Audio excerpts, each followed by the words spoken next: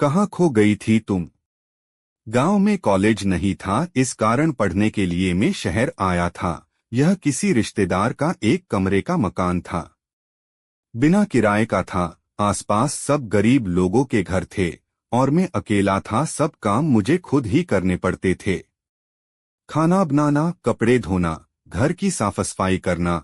कुछ दिन बाद एक गरीब लड़की अपने छोटे भाई के साथ मेरे घर पर आई। आते ही सवाल किए, तुम मेरे भाई को ट्यूशन करा सकते हो क्या? मैंने कुछ देर सोचा, फिर कहा नहीं। उसने कहा, क्यों?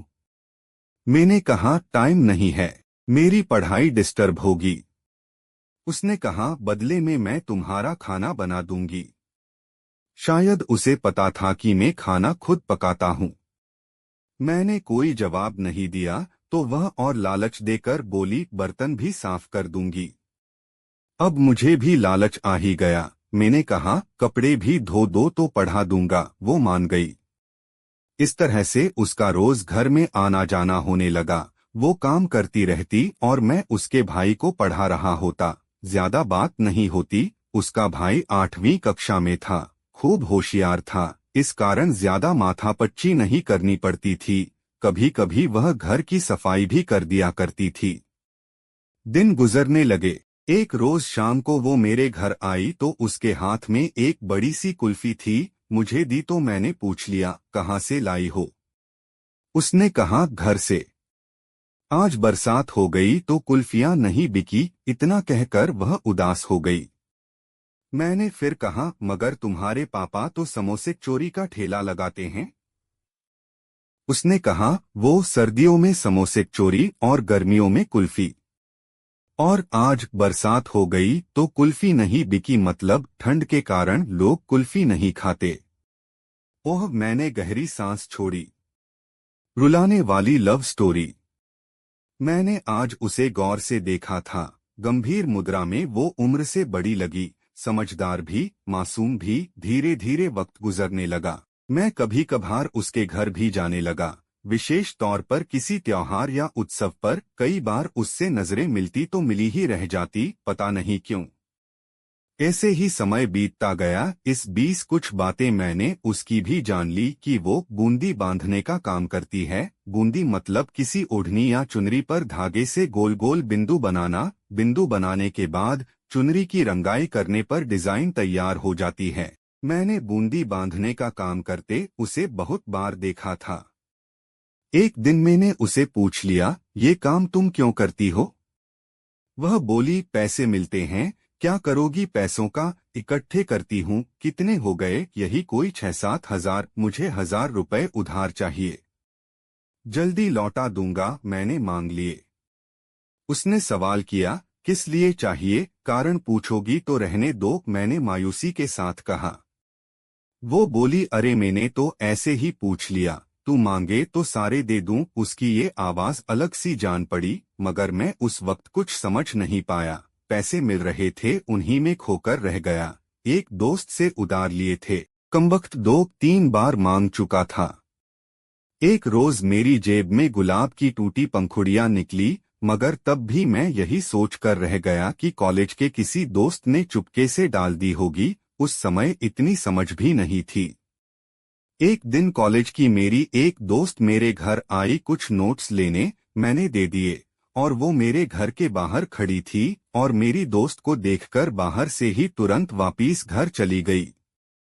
और फिर दूसरे दिन दोपहर में ही आ धमकी आते ही कहा, मैं कल से तुम्हारा कोई काम नहीं करूंगी। मैंने कहा, क्यों? काफी देर तो उसने जवाब नहीं दिया, फिर धोने के लिए मेरे बिखरे कपड़े समेटने लगी। मैंने कहा, कहीं जा रही हो? उसने कहा, नहीं, बस काम नहीं करूंगी और मेरे भाई को भी मत पढ़ाना कल से।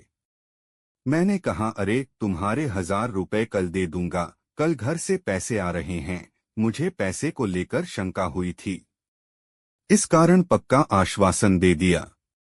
उसने कहो, पैसे नहीं चाहिए मुझे। मैंने कहा, तो फिर?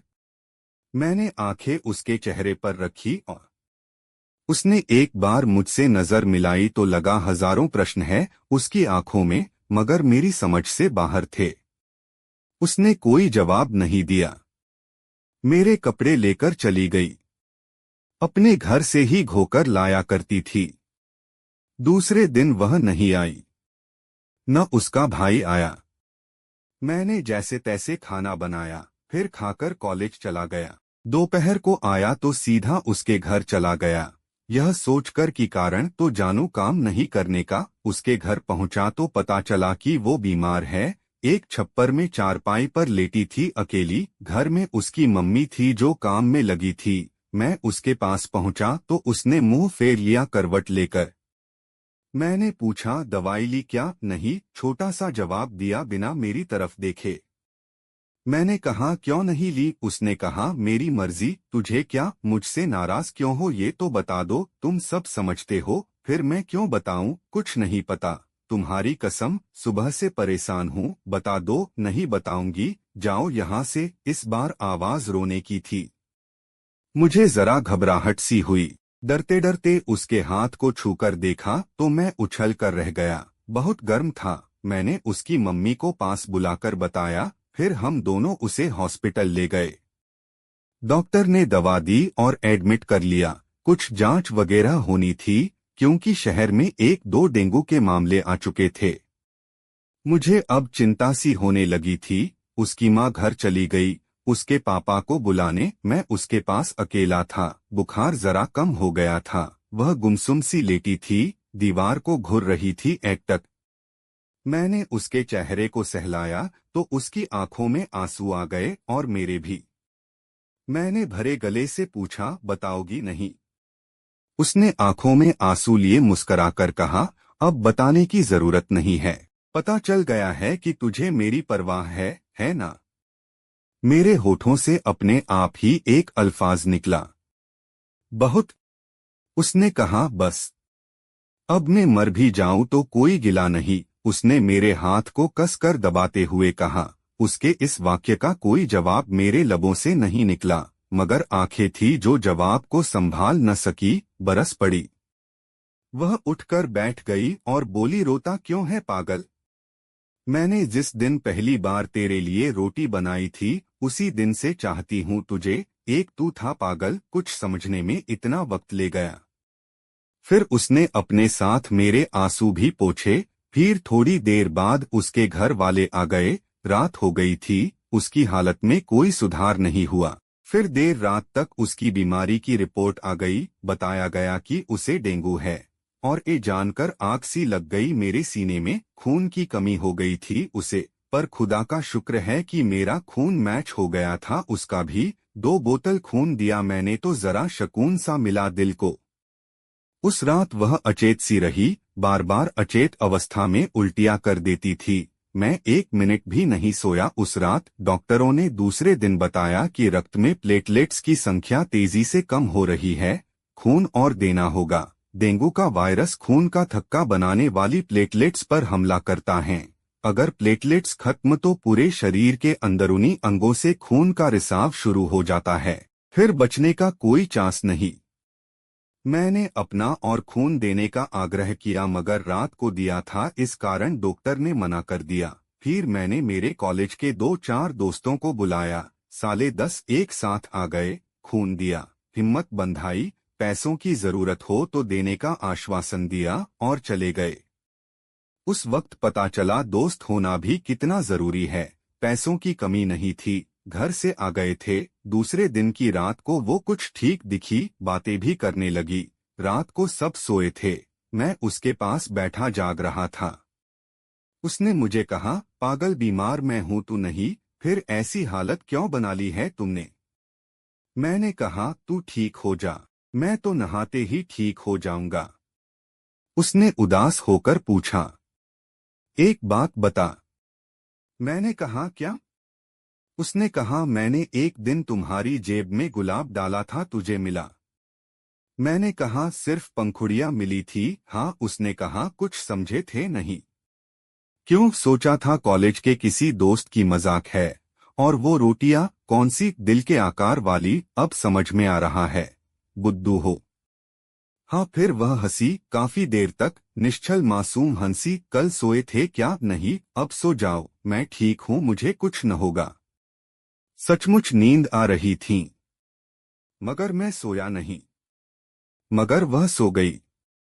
फिर घंटे भर बाद वापस जाग गई। मैं ऊँघ रहा था। सुनो। हाँ, मैं नींद में ही बोला, ये बताओ, ये बीमारी छूने से किसी को लग सकती है क्या? नहीं, सिर्फ एडीज मच्छर के काटने से लगती है। इधर आओ। मैं उसके करीब आ गया। एक बार गले लग जाओ, अगर मर गई तो ये आरजू बाकी न रह जाए। ऐसा ना कहो प्लीज, मैं इतना ही कह पाया। फिर वो मुझसे काफी देर तक लिपटी रही और सो गई। फिर उसे ढंग से लिटाकर मैं भी एक खाली बेड पर सो गया। मगर सुबह मैं तो उठ गया, और वो नहीं उठी, सदा के लिए सो गई। मैंने उसे जगाने की बहुत कोशिश की थी, पर आंखें न खोली उसने। वो इस संसार को मुझे छोड़कर इस दुनिया से जा चुकी थी, मुझे रोता बिलखता छोड़कर। अगर कहानी पसंद आए तो शेयर और कमेंट जरूर करें।